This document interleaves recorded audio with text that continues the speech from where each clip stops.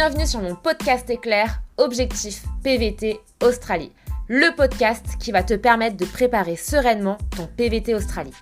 Éclair parce que le format se décline en un jour, un podcast, un conseil en moins de 5 minutes et ce pendant tout le mois de décembre. Le PVT, c'est un rêve pour des milliers de personnes chaque année.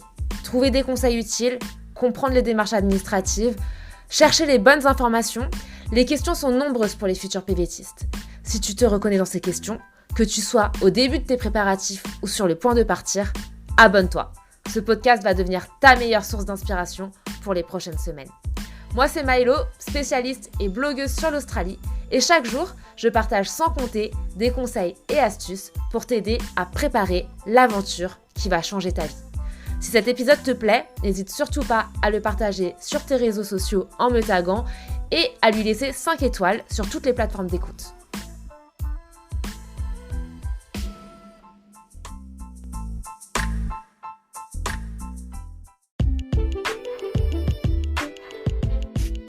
Je vous en ai déjà parlé dans mes précédents podcasts, les jobs qu'on peut faire en Australie sont nombreux et vous allez sûrement devoir faire du travail en ferme. C'est un véritable job de backpackers parce que, soyons honnêtes, les Australiens ne veulent pas travailler dans les fermes et ils sont bien contents que des jeunes du monde entier viennent et se battent pour travailler dans leurs fermes, récolter, trier, paquer les fruits et légumes qui poussent en Australie.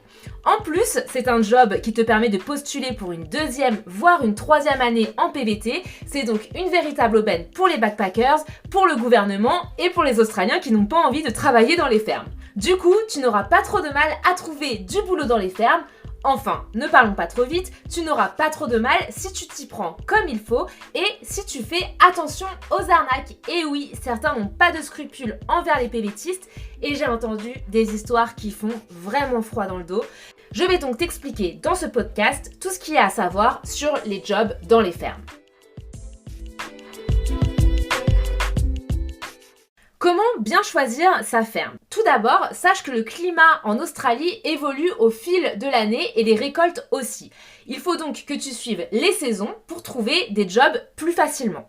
Heureusement pour toi, tu n'as pas à apprendre par cœur la saisonnalité des fruits et des légumes en Australie. Il y a ce qu'on appelle le Harvest Trail Guide qui sort chaque année et en fait, il répertorie les fruits et légumes à récolter en fonction du lieu et de la saison. Tu pourras retrouver le guide en lien dans la description de ce podcast. Pour trouver des fermes, je te conseille aussi l'appli Wikifarms qui répertorie environ 2300 adresses de fermes, rien que ça. Contrairement à d'autres applis de ce type, la plupart des contacts listés sont vérifiés. Tu peux ainsi te rendre dans une zone où il y a beaucoup de fermes et aller voir directement les gérants et tu devrais trouver du travail rapidement.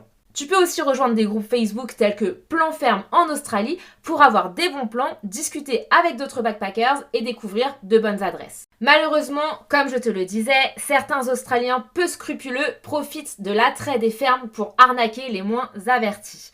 Parmi les arnaques les plus récurrentes, il y a l'arnaque à la compte, l'arnaque sur le logement ou encore l'arnaque sur le salaire. Je t'explique. Commençons par ce qui fait le plus mal, c'est les arnaques concernant le salaire.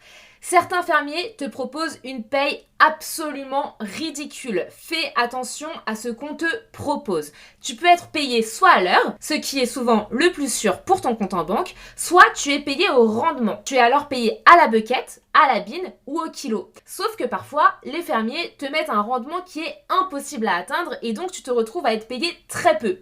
J'ai entendu parler de personnes qui ont été payées finalement quelques centimes ou quelques dollars de l'heure. Heureusement, la commission du travail équitable est en train de modifier le salaire minimum du rendement. Ça deviendra donc un peu plus rentable pour les backpackers. Sache que si tu es payé à l'heure et que tu es en casual et que tu as plus de 18 ans, un salaire entre 25 et 30 dollars de l'heure est une bonne moyenne. Deuxième arnaque qui existe, ce sont les arnaques au logement. Je trouve ça vraiment dégueulasse. En fait, l'histoire, c'est que certains fermiers vont t'obliger à vivre dans un logement qu'ils te mettent à disposition. Donc, si tu veux le job, tu dois prendre leur logement. Tu dois donc payer un loyer et en plus, les conditions de logement sont parfois invivables. Saleté, il fait froid, des backpackers entassés. Le fermier te fait donc payer le logement, mais ne te fait pas beaucoup travailler. Donc tu payes ton loyer et une semaine sur deux, il te dit qu'il n'y a pas de travail.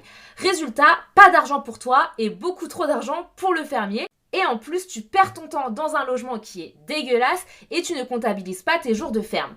J'ai entendu cette histoire de nombreuses fois, alors fais très attention à toi. Une autre forme d'arnaque de ferme en Australie, c'est l'acompte. En effet, tu as la possibilité de passer par ce qu'on appelle des contractors, qui sont en fait des intermédiaires entre toi et les fermiers.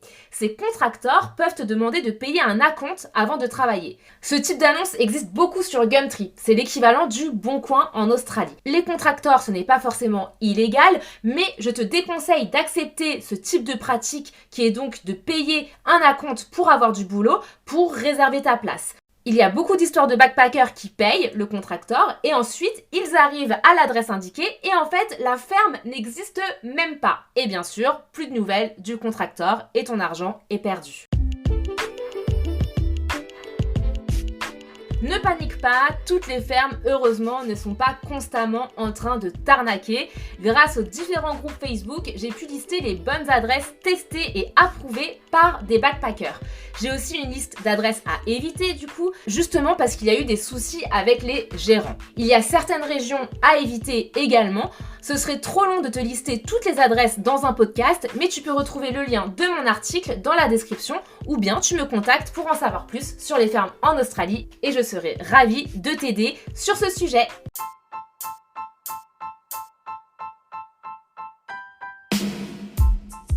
Si tu as écouté ce podcast jusqu'ici, c'est certainement que cet épisode t'a plu. Ce podcast, il est fait pour toi et pour t'aider dans tes préparatifs.